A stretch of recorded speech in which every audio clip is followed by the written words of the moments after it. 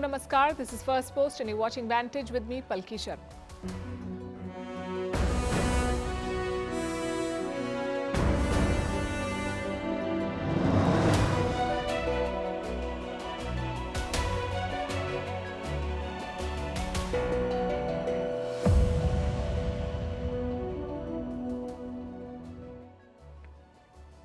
A major arrest has sent shockwaves through Washington, and it should worry New Delhi too. Ashley Tellis, a top US advisor on India, has been arrested. He's accused of hoarding over 1,000 pages of classified documents.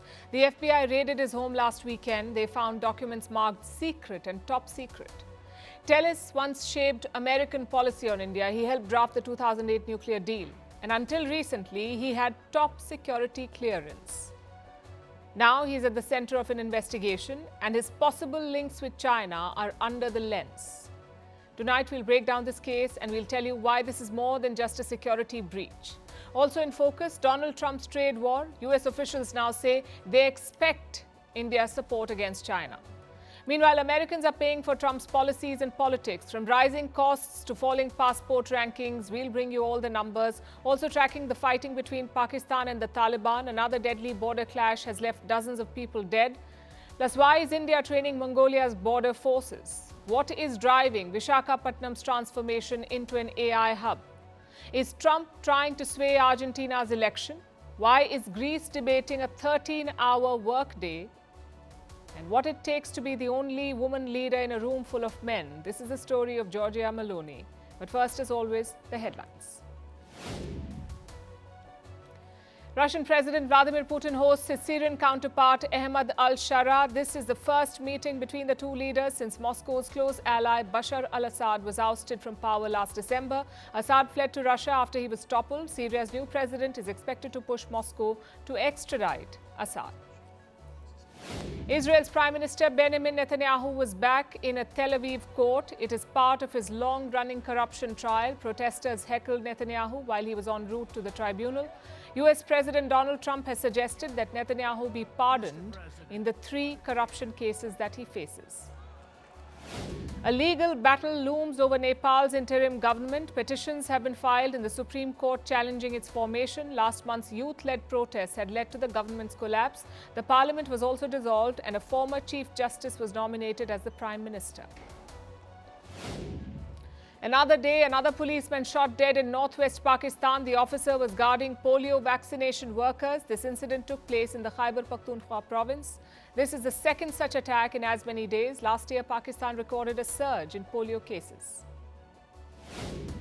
And Kenyan opposition leader Raila Odinga dies at the age of 80. He was in India on a health visit. The Kenyan president has announced 7 days of national mourning. Odinga ran unsuccessfully for the presidency 5 times. The most recent one was in 2022.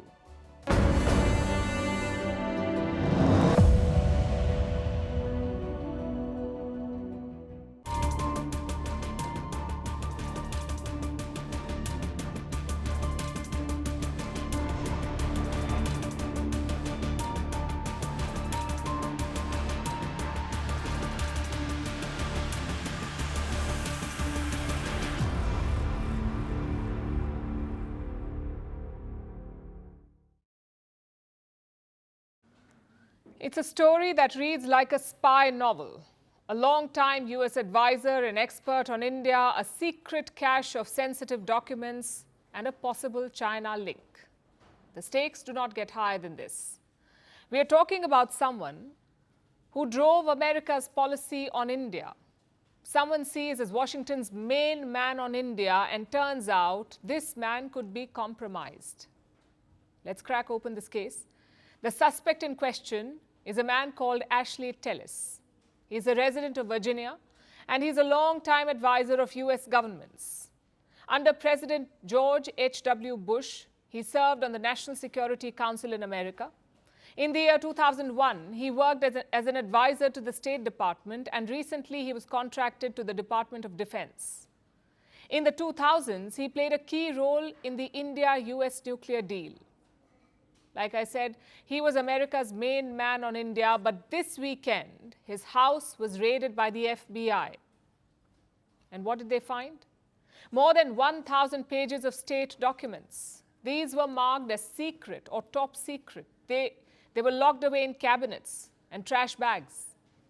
We are talking about classified documents here. They covered US military aircraft and their capabilities. So federal officials arrested Tellis.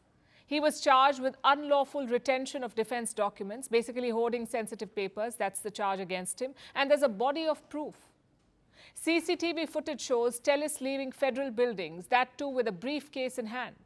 Investigators feel that the documents were inside that briefcase. But how did Tellis access these papers? Because he had top security clearance. As a contracted advisor, he was permitted inside. This gave him access to secure government buildings. And once inside, he either printed these documents or he asked his colleagues to do so. And this was not a one-off case. Investigators report several incidents across September and October. So this weekend, he was finally arrested. If convicted, Ashley Tellis faces up to 10 years in prison. He may also have to pay $250,000 in fines, but that is not the whole story. Like I said, there is a China link as well. Investigators say Tellis has met Chinese officials multiple times. They have detailed one such meeting from the year 2022. Tellis arrived at a restaurant carrying a folder. His Chinese guests were carrying a gift bag. When Tellis left, he no longer had the folder with him. Did he give it to the Chinese? And if so, what was inside that folder? At this point, there is no clarity. And these incidents may sound like espionage, but the investigators have not accused Ashley Tellis of espionage. They have not charged him with sharing papers with China. Nonetheless, this whole case is a red flag. And it should concern New Delhi as well. Because Tellis played a crucial role in America's India policy. His major contribution came in the 2000s. Back then, Washington was debating its approach to India. A few years back, India had tested a nuclear bomb, so American officials were split. Should they engage with India or should they isolate India? That was the question. Now, Tellis pushed for engagement. He argued that expanding ties with India would help the US, and this position put him on George Bush's team. He was a leading proponent of the 2008 nuclear deal. That deal ended India's nuclear isolation. It allowed India to buy nuclear fuel and technology. It's also seen as a watershed moment in India-US relations, a deal that put our ties on the upswing. Yes, he had lost some of that influence in the 2010s, but until his arrest, Tellis was still an advisor, someone with access and inputs, so his arrest should worry India as well, especially when you look at his recent commentary. Some of Tellis's recent work questions India's global rise. One article says America has made a bad bet on India because New Delhi will not side with the US against China. Another piece talks about India's so-called great power delusions. It says India's power does not match its ambitions, that India is still lagging behind China. So Tellis had been souring on India recently. He was questioning India's policy and India's trajectory. And amid that, he gets arrested. Naturally, questions will be asked. Why did a cheerleader for India turn against New Delhi? Was there a possible China hand? Well, we'll let the investigators figure that out. But beyond that, these accusations also reveal a pitfall in America's advisory system. Here in India, it is not as common. We depend on career diplomats for advice. Even if we turn to outside advisors, we don't give them security clearance. But in the US, it's all very common. And it's backfired in the past as well. In 2021, a South Dakota man was arrested by the FBI. He was a defense contractor linked to the US Air Force. He was arrested for sharing secret papers with Russia. Another case dates back to 2016. The FBI arrested a contractor in California. Again, he was sharing papers with Russia. Even last year, there was a similar case. A former aviation contractor was charged by American officials. He was allegedly working for Iran. So this practice of contractual advisors has backfired before, yet the US persists with it. It does not just concern American security, it concerns other countries as well. Of course, Tellis has only been accused as of now. Let's see how the case proceeds. China, first row. China, 67%. That's tariff.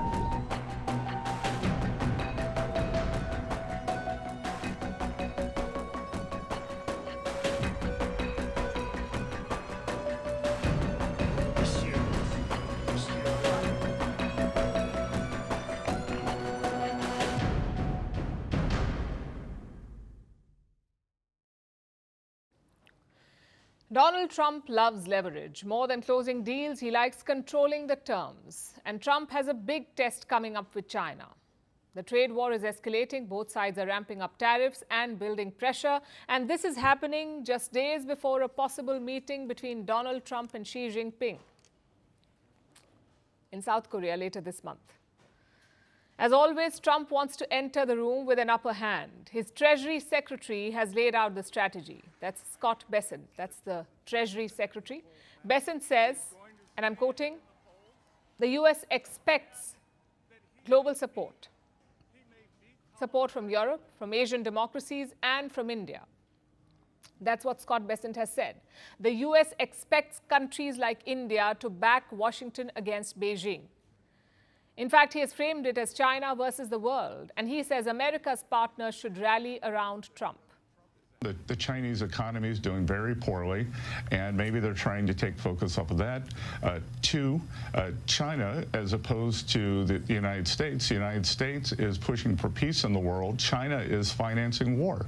China purchases of Russian oil is financing the Russian war machine. They purchase Iranian oil, and we have been calling them out on that. So maybe it was to distract from that. And three, maybe it was a mistaken attempt to try to gain leverage before the two leaders meet in Korea in October.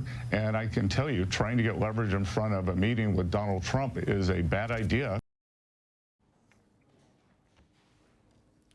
It's hard to miss the hubris. The Americans started the trade war. They imposed 50% tariffs on India, which is the highest in the world. They publicly attacked India while India consistently and constructively engaged in talks. And now the same Americans want India's support to end their deadlock with China.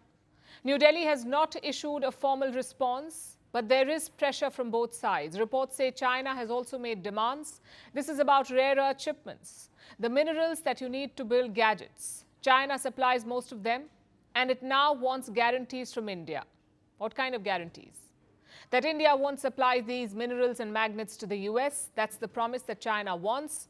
Use the supplies for domestic production. Do not share them with the United States. Another assurance that Beijing wants is this: India should not use these supplies to make weapons. Remember, rare earth magnets are critical components. They are used in electronics, automobiles, and weapon systems. Some Indian companies have complied with China's demand. They have submitted what is called an end-user certificate. It says they will be the end users. Plus, these companies have said that they won't use Chinese rare earths for weapons programs. So here's the big picture.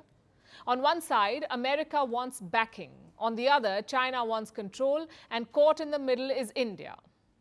Neither side is ready to compromise. They're leaning on their partners, hoping to get an advantage. Meanwhile, the tariffs are climbing. China has introduced a slew of new taxes and restrictions on the US. It is taxing American ships at Chinese ports. It has imposed restrictions on rare earths, and it is investigating American companies like Qualcomm. Meanwhile, Trump is making new threats. He says he may block cooking oil exports to China. This is retaliation for Beijing's actions. China has stopped buying American soybeans, so Trump wants to hit back by blocking cooking oil supplies to China. Trump says China's actions are deliberate. They're meant to hurt US farmers. Remember, soybean is a crucial crop, especially for Midwest American states that back Trump. So China's moves are basically hurting Trump's voter base. The US president is also going after Chinese airlines. He says if they're traveling to or from America, they should not fly over Russia. Right now, Chinese planes take a shorter route. They fly through the Russian airspace. But Trump wants them to stop doing that. He says it's unfair for American airlines. American airlines fly the longer route to avoid Russia. And this gives Chinese carriers an edge in time and cost. So the US is planning this new rule. Of course, China is not happy about it. 6 airlines have written to the US government. They say this move will raise ticket prices. It will increase travel time. Some flights could be delayed by up to 3 hours. But Washington refuses to budge. And this trend, this hardening of positions, is expected to continue. Ahead of Trump's meeting with Xi, he wants to build leverage. But at this rate, It is looking less like a negotiation and more like a showdown.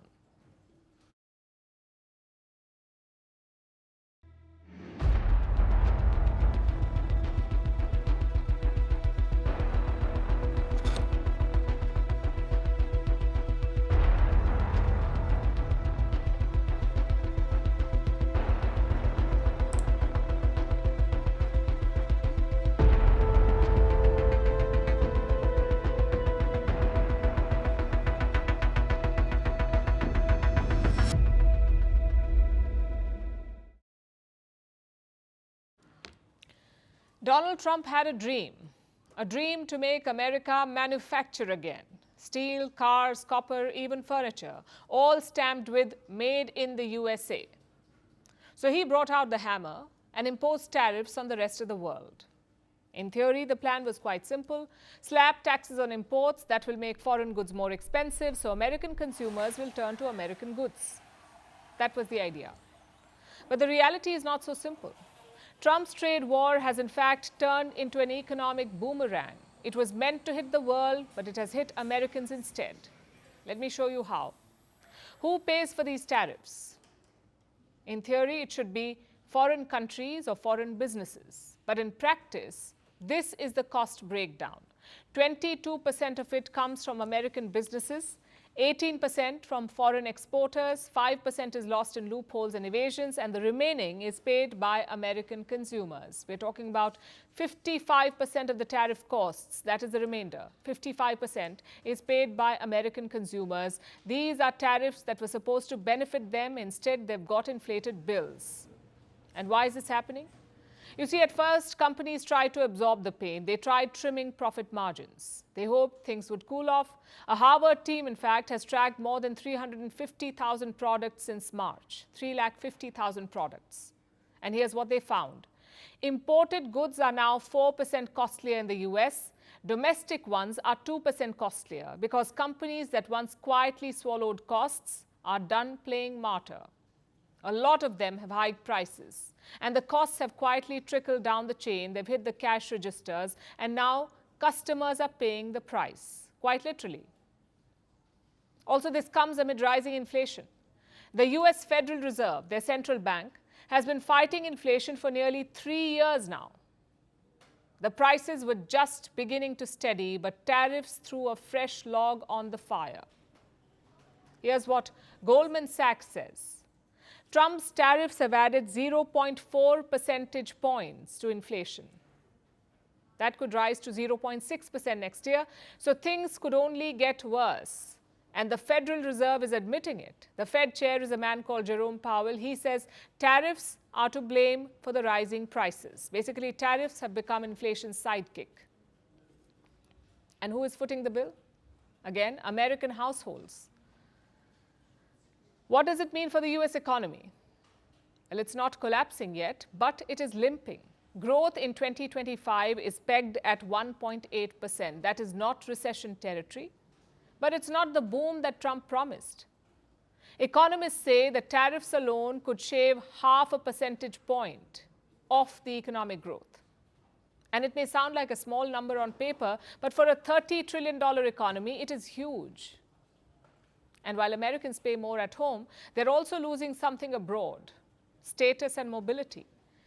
The Henley Passport Index is out. For the first time ever, the US passport has fallen out of the top 10. It is now at number 12. A decade ago, America topped this list. Today, it sits in the 12th place, tied with Malaysia. Because the same America First philosophy has quietly bled into foreign relations. Brazil reintroduced visas for US citizens. China opened its doors wider to Europeans, but not to Americans. Vietnam and Papua New Guinea followed suit. Even Somalia just introduced a new e-visa system. It is available for everyone except the United States. This trend marks a loss of soft power. It shows what Trump's policies and politics have cost America. It's the ultimate irony of the America First strategy. In trying to make others pay, the US ended up taxing itself.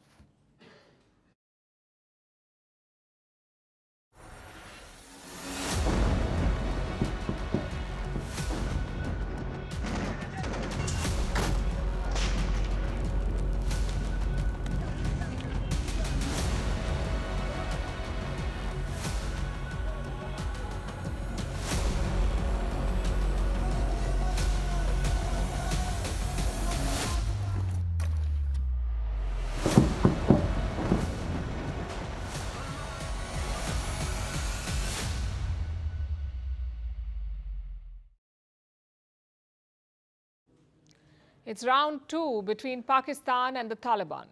More airstrikes, more cross-border gunfire, more casualties and a tense ceasefire. Forget the old patronage and alliance. This is the new normal between Pakistan and the Taliban, a relationship of violence and conflict. Look at what happened this morning. Pakistan launched aerial attacks on Spin Boldak. This is a city located in Afghanistan's Kandahar province. It borders Pakistan's Balochistan.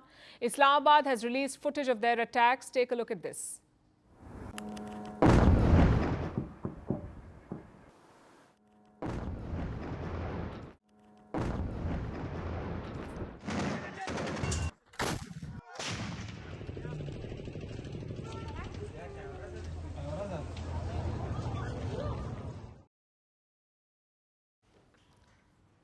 Remember, this is Pakistan, so take all their claims with a sack of salt. Pakistan says they killed 15 to 20 Taliban fighters, but Kabul disputes this claim. They say Pakistan killed 12 civilians and injured more than 100 others. Local doctors are backing this claim. They say most of the wounded are children. It was around 4 a.m. when the fighting began. Most of the wounded are children, and 90% of the casualties are civilians, including women and children. We have, thank God, prepared the ambulances, and all the injured, whether women or children, are treated here first and then transferred to Kandahar city. This wasn't the only clash. Pakistan claims there were more operations, including airstrikes on Kabul, the capital of Afghanistan. But the Taliban has not confirmed this attack. They say an oil tanker exploded in the Afghan capital. Nonetheless, they retaliated. The Taliban carried out attacks across the border. Pakistan says they lost 23 soldiers in this Afghan attack. Islamabad claims it was the Taliban that started this round, and their morning attack was simply retaliation. But the truth, it's not clear yet. Last week, Pakistan did start the fighting. They carried out airstrikes on targets in Kabul. In response, the Taliban hit back over the weekend. That clash appears to have been deadly. Pakistan says it killed at least 200 Taliban fighters. The Taliban says it killed 58 Pakistani soldiers. Again, the truth? Nobody knows. We're talking about a very rugged border. It's more than 2,000 kilometers long. It is full of high mountains and arid deserts. So all this fighting is happening in very remote areas. Independent checks are virtually impossible. You'll have to depend on the official versions. Let me show you one such claim. These pictures were posted by the Taliban. They claim it shows a Pakistani tank captured by them.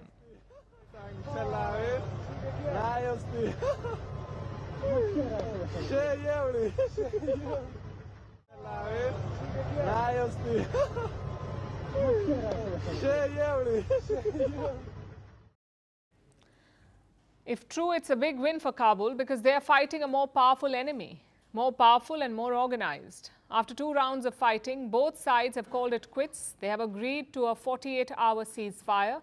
The Taliban say it was Pakistan that requested the ceasefire. The question is, will the skirmishes resume?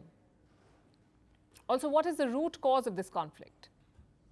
The cause is mainly the TTP, the Tehreek-e-Taliban Pakistan, also called the Pakistani Taliban, the TTP. They have carried out a series of attacks in Pakistan. And Islamabad accuses Kabul of supporting them, of sponsoring them. They say the Taliban offers a safe haven to the TTP. Of course, Kabul has rejected the claim. They say the TTP is Pakistan's own domestic problem. And the accusations run both ways. Kabul says Pakistan is supporting ISIS Khorasan, the South Asian wing of the Islamic State. ISIS Khorasan, it is active in Afghanistan. In fact, the Taliban and ISIS-K are rivals. The Taliban's goal is to create an Islamic emirate in Afghanistan. Their mission is rooted in Afghan nationalism. But ISIS-K, they reject nationalism. Their goal is to create a global caliphate. And this has led to multiple clashes in recent years. But finally, Kabul is pointing the finger at Pakistan. And frankly, it's not a surprise. Pakistan has supported the Taliban, the Al-Qaeda and anti-India terror groups for years. So ISIS-K is no surprise. Which brings us to the second question. Will the fighting resume? The Taliban is unlikely to seek a full-scale war. On the ground, they are experienced fighters, but they lack air power. They cannot match Pakistan's weaponry. So a full-scale war is unlikely. Eventually, we could see third parties getting involved. China has already called for calm, so have Saudi Arabia and Qatar. All these countries have leverage on both sides. They can talk to both Islamabad and Kabul. So expect them to step in firmly. As for India, this is a strategic opportunity. The tensions broke out when the Taliban foreign minister was in India. New Delhi is keen to expand this relationship, not out of love for the Taliban, but to cut down Pakistan's clout in Kabul. Looking at things from New Delhi, you can't help but notice the irony. Pakistan cultivated these terror groups. It armed, shielded and funded them. And years later, it is backfiring.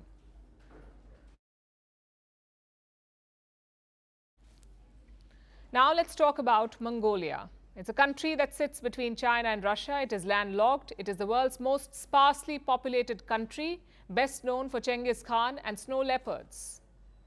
But now it's in the news for something else. Mongolia is rich in mineral resources. It is also emerging as a vital hub for connectivity in Eurasia. And India is courting it. This week, New Delhi hosted the Mongolian president. His name is Khurelsukh Ukhna.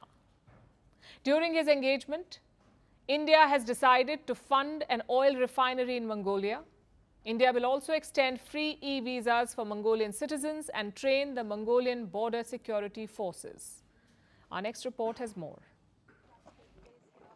India is stepping up its defence outreach. This time in Central Asia, New Delhi will train the border security force of Mongolia. The announcement came during the visit of Mongolian President Khurelsukh Ukhna. Prime Minister Narendra Modi made the commitment publicly. हमारा रक्षा और सुरक्षा सहयोग भी लगातार मजबूत हो रहा है।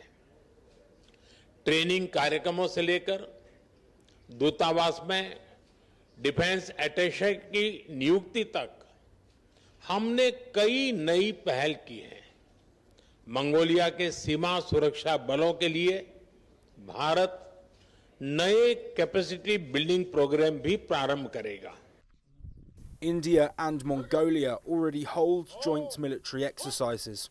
They have now taken the next step. India will help train Mongolia's border forces. It's a first of its kind capacity building program for Mongolia. The training will include tactical skills and operational planning. It will also include courses in India. This isn't just about military drills.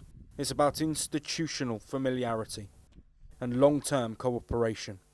India has also appointed a defence attaché to Ulaanbaatar. This creates a full-time channel for military engagement. Together, these moves deepen India's strategic footprint in Central Asia. Mongolia shares a long and sensitive border with China. It also has deep historical ties with Russia. For decades, it has balanced between both powers. India is now emerging as a third partner, not as a rival, but as a strategic alternative. By offering defence training, India builds trust and positions itself as a reliable partner in the region. This helps Mongolia diversify its security relationships and gives India quiet leverage in China's neighbourhood. The training deal isn't just symbolic. It's designed to build real capability on the ground. Mongolia wants to modernise its border force. India is stepping in with expertise and support. This creates operational familiarity between both sides.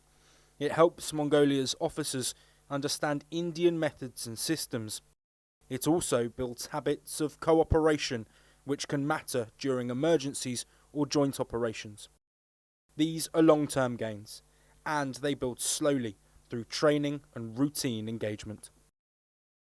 Alongside the military agreement, India is using cultural diplomacy. Prime Minister Modi announced that India will send Buddhist relics to Mongolia.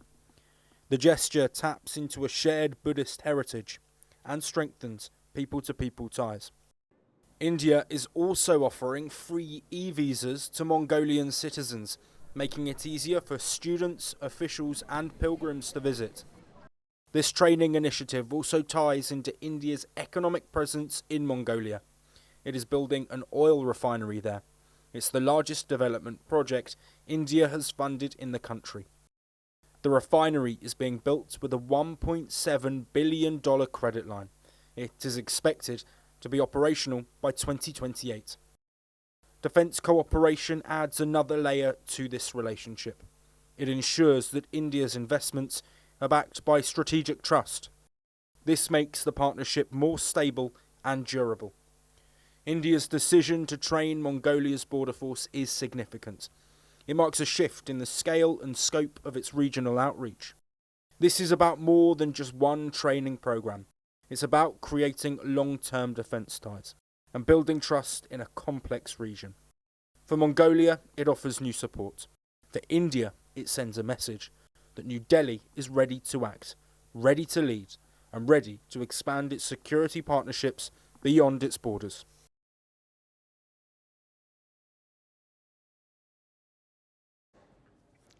We've heard of electronic cities, we've heard of film cities, but have you heard of an AI city?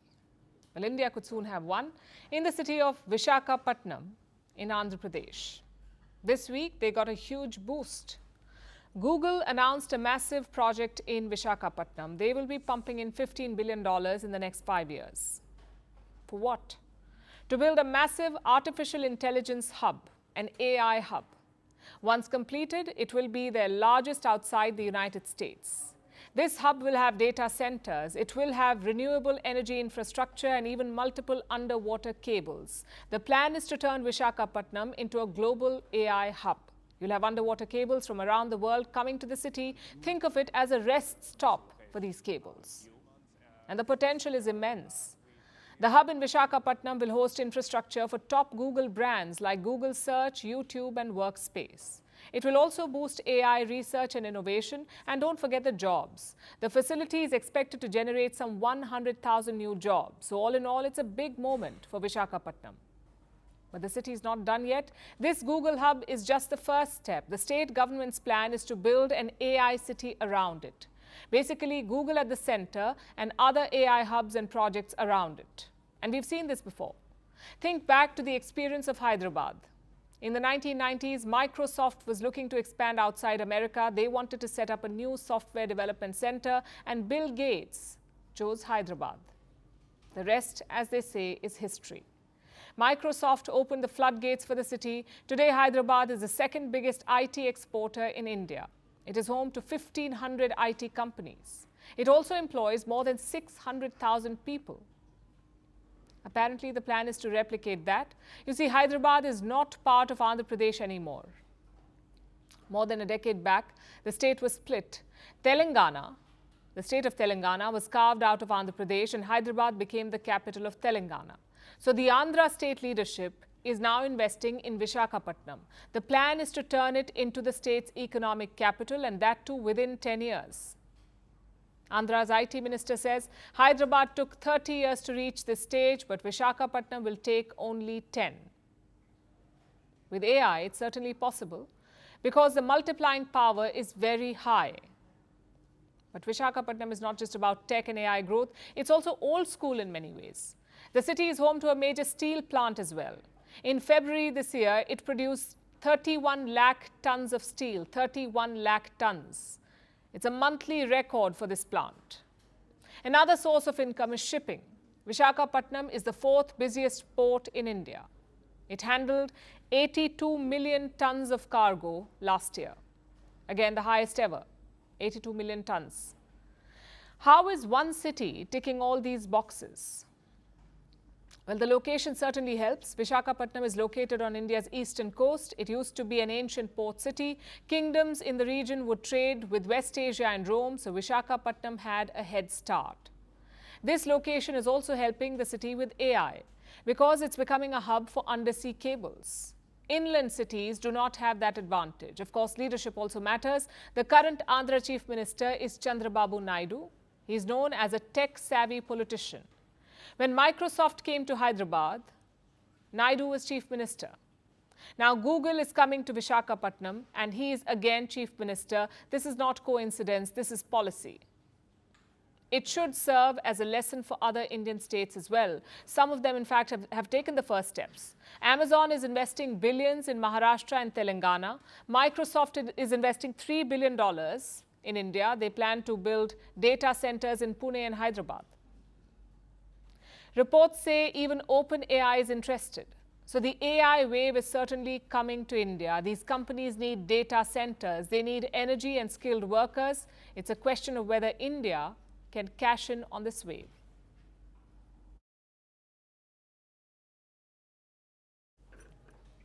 Our next story is about Argentina. Its leader Javier Milei was in Washington yesterday. He met President Donald Trump at the White House. The meeting came at a crucial moment for Argentina. The country has been battling a deep economic crisis.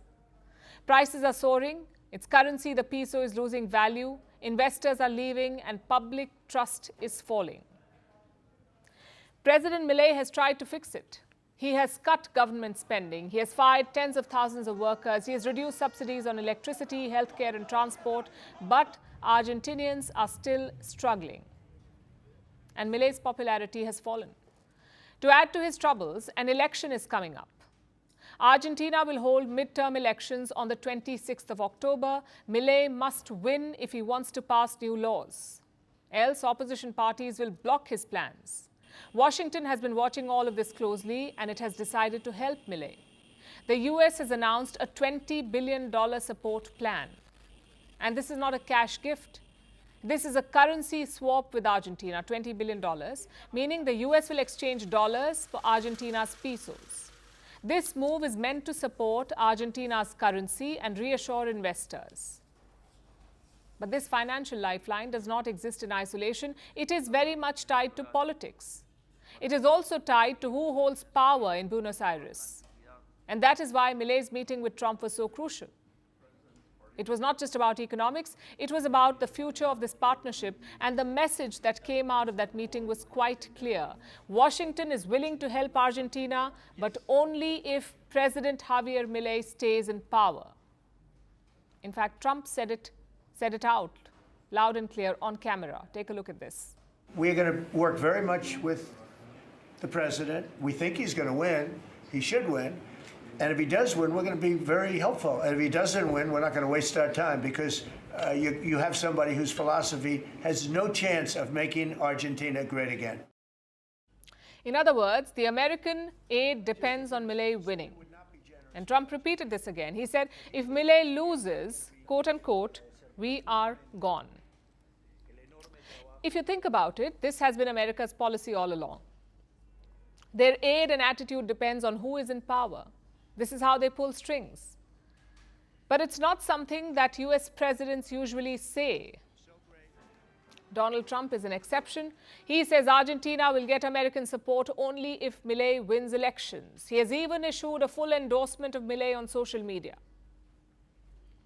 But why is Washington so keen on Javier Milei? So keen on Argentina, for that matter? For two reasons. One is strategy. Argentina has some of the world's largest lithium reserves. Lithium is used in batteries for electric cars, smartphones, and energy storage. So control of this resource means power in the global economy. And China has been trying to increase its hold. Beijing has invested heavily in Argentinian mines. It has signed currency deals with Argentina's central bank, and it is building stronger ties with the government. Washington wants to limit that by supporting President Milei. The US hopes to keep Argentina in its strategic orbit. It wants to ensure that American companies get access to critical resources, not Chinese ones. And the mineral reserves are just one factor. Argentina is also one of the world's biggest exporters of soybeans. The crop is used to feed livestock and make cooking oil. China is a big importer. It used to buy soybean from the US, but thanks to Trump's trade war, China has shifted away. It is buying more from Argentina now. This has hurt American farmers and angered American lawmakers. So backing Javier Milei is also about shifting that trade balance. And that sums up the strategic reasons for America's investment in Milei. The second reason is politics. Donald Trump wants a like-minded leader in Buenos Aires, someone who shares his worldview. And Milei fits that role perfectly. He has cut taxes, he has removed regulations, fired public sector workers, backed America and Israel on foreign policy, and is a loud critic of West-wing governments in South America, of left-wing governments rather. For Trump, Milei is more than an ally. He is an ideological partner, a friendly face in a region where left-wing politics still dominate. Again, this strategy is not new. The United States has done it before, and not once, but multiple times. For decades, Washington has tried to shape politics in South America, a region it considers its backyard. It has funneled money into campaigns. It has used aid and trade deals to sway voters, and in many cases, it has overthrown or destabilized governments. The goal has always been the same: to install friendly regimes. Today, the tactics have evolved. The moves have become more brazen. But the objective is still the same: to dictate who is in power in sovereign states. So Argentina's $20 billion rescue is less about economic stability and more about power. This is not a story of just one country or one election. This is a story of how economic influence is used to shape political destinies.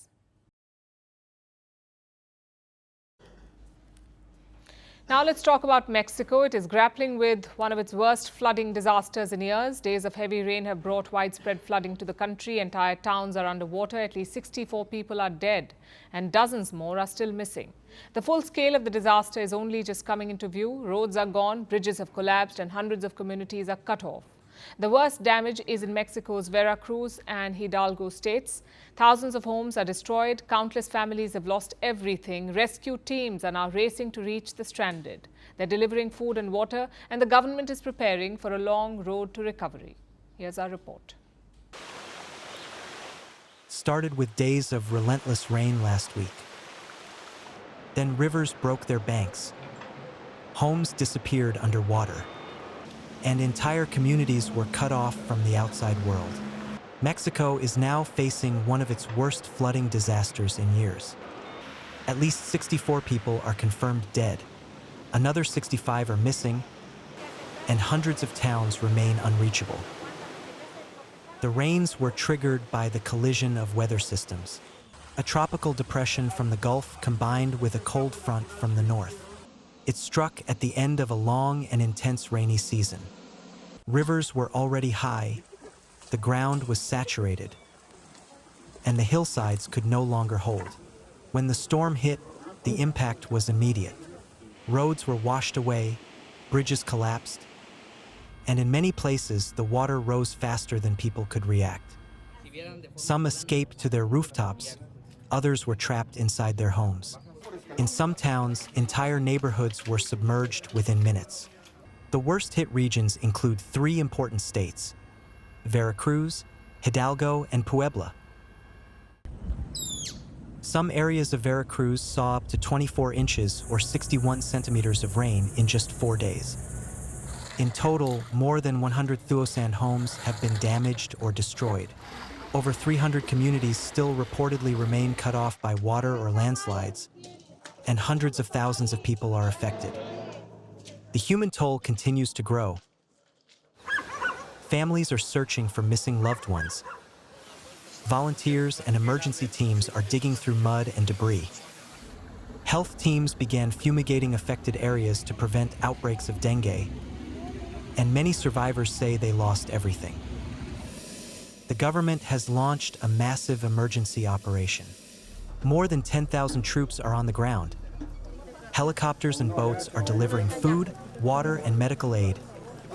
Air bridges have been set up to reach towns still isolated, and shelters have opened across the affected states.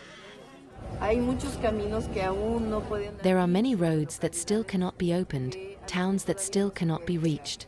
Today, air bridges began to deliver food and drinking water. Yesterday, this was not possible because the weather conditions were not suitable for helicopters to fly. Officials say the floods were far more severe than forecasts predicted. The collision of weather systems made them difficult to anticipate. But they insist no resources will be spared to rebuild and recover. Emergency teams are working to reopen roads and restore power. And search operations continue around the clock. The priority now is survival, reaching isolated communities, preventing outbreaks of disease, and helping thousands of families rebuild their lives. Everyone who lost their business or their home will receive support. To do this, we will first conduct a census, and based on the information we gather, I will be told what the first, second, and third areas of support will be. For Mexico, this is more than a disaster. Now, the country must come together to recover and rebuild.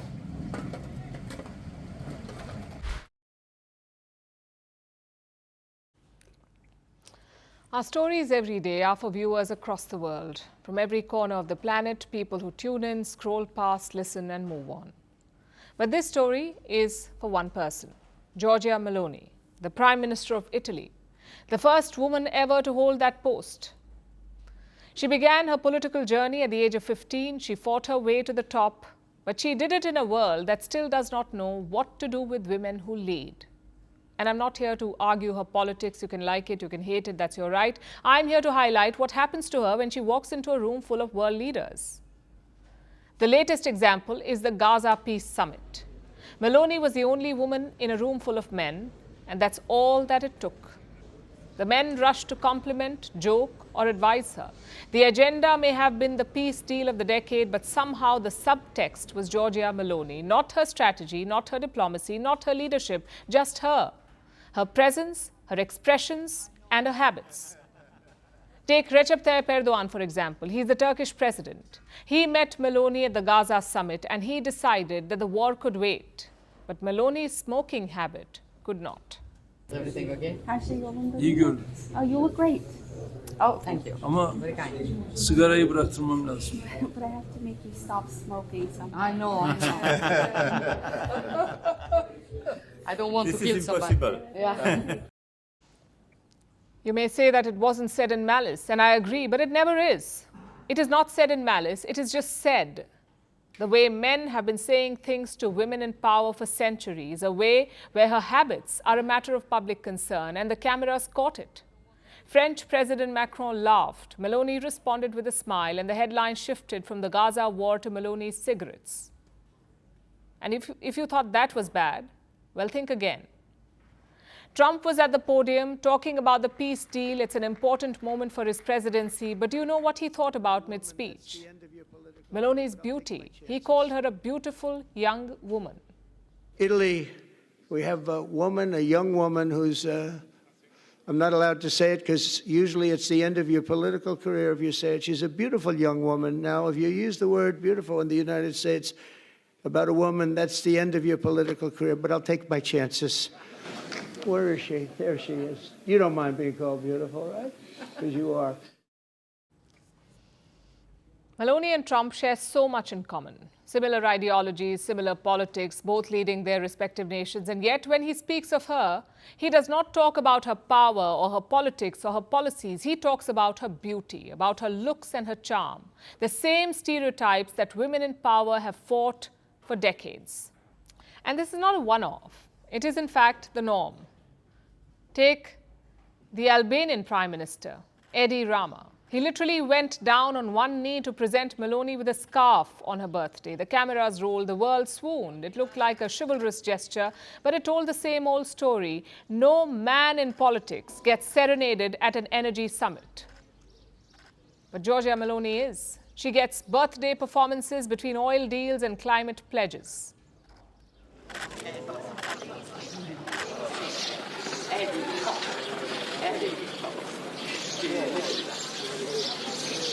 He only does it to be tall as me.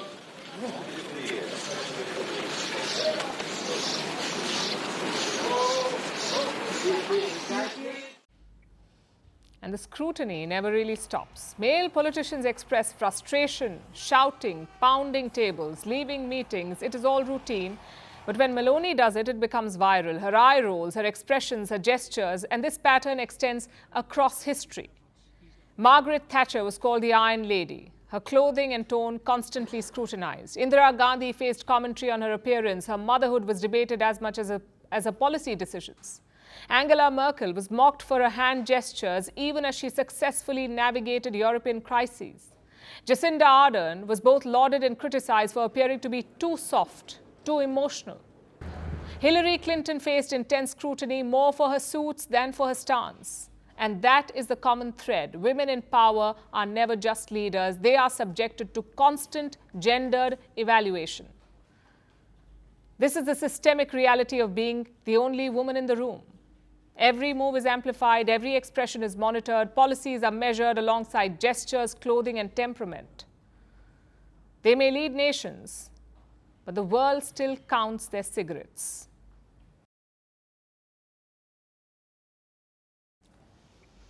And now let's talk about something that affects all of us, and that is work. Not just what we do, but how much of it, how much of our lives it takes up. For years now, the global conversation around work has been shifting. People have been talking about work-life balance. Some countries are experimenting with shorter work weeks. Some companies are encouraging remote or hybrid models. And a global debate is growing over how much time people should spend at work and how much should be their own. Amid this global shift, one country is moving in the opposite direction, and that is Greece. Greece is about to pass a law.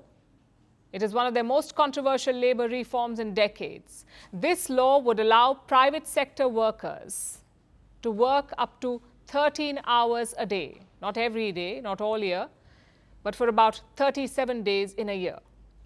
A 13-hour work day. And that too under exceptional circumstances. The government calls it a modern solution to an old problem. It says Greece needs more flexibility in its job market, and there's a reason for that. The country has an aging population. At the same time, its workforce is shrinking. Companies, especially in tourism and services, cannot find enough staff. So the logic is quite simple. Businesses need extra hands during peak seasons. This law would let them extend shifts temporarily without having to hire new workers permanently. The standard workday, 8 hours, will still exist. Overtime will be paid at 40% bonus, and the total overtime per year would be limited to 150 hours. Officials say it will be voluntary. The government says no one can be fired for saying no, but critics say voluntary sounds good only on paper. In practice, many workers will have little choice. Say no and risk your job. Say yes and lose your life outside of work. It's a classic dilemma. It's a choice that is not really a choice at all. And that question, how much of life should belong to work, is at the heart of a bigger global debate. Because what's happening in Greece is not just about longer shifts, it's about a world that is increasingly struggling to define the line between personal time and professional demands. In some countries, workers are asking for shorter weeks. They're asking for stronger overtime laws. In others, technology is blurring the boundary between home and office. It has made off hours almost non-existent.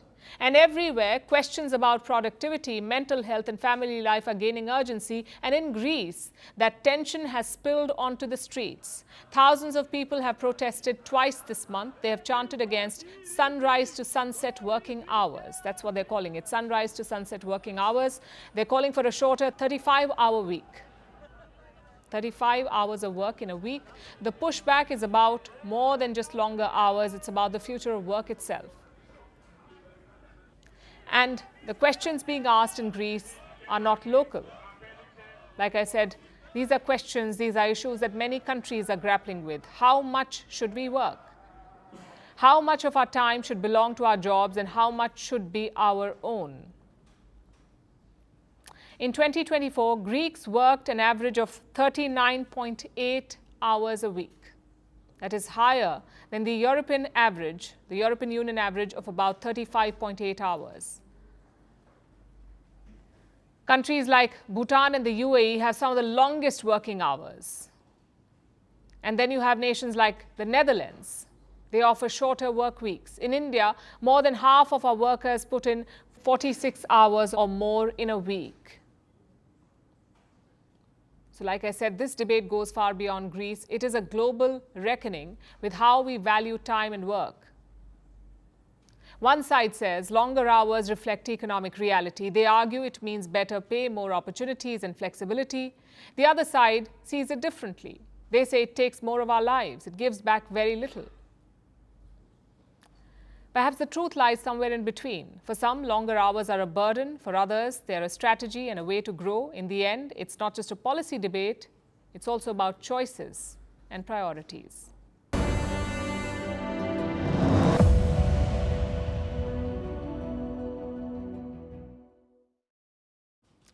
There are few moments in life when you stop and think, I really should have listened to my parents.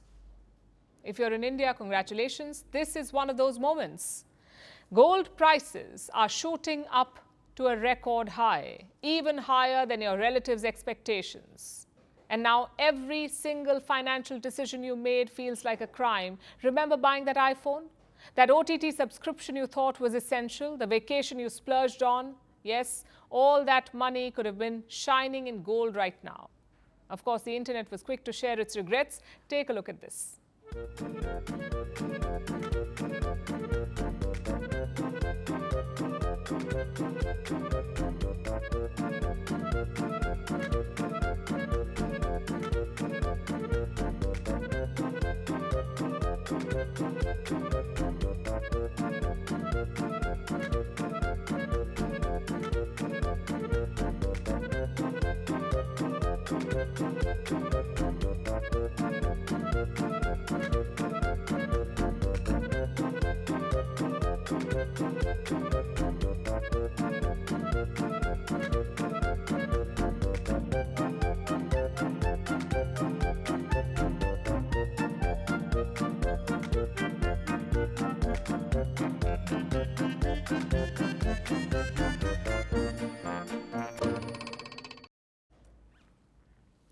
And now it's time for Vantage Shots, images that tell the story. Israel releases new footage of hostages reuniting with families after 2 years. Indonesia's volcano erupts, covering roofs in ash.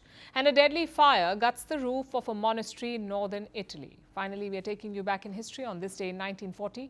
Charlie Chaplin's biggest box office success, The Great Dictator, premiered in New York. It was a satire on Adolf Hitler. This was the first major Hollywood production to make fun of the Nazi leader. Hitler personally got the movie banned in Germany. But reports suggest he watched it more than once. We are leaving you on that note. Thank you for watching. See you tomorrow.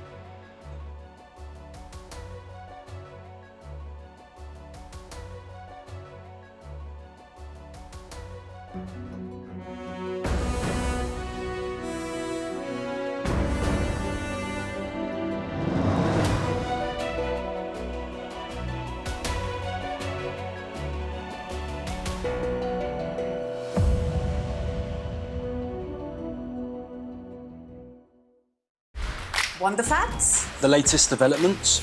News that gets straight to the point. Well, we've got all three just for you. This is Firstpost Live, a brand new show, your window into what really matters. Don't miss it.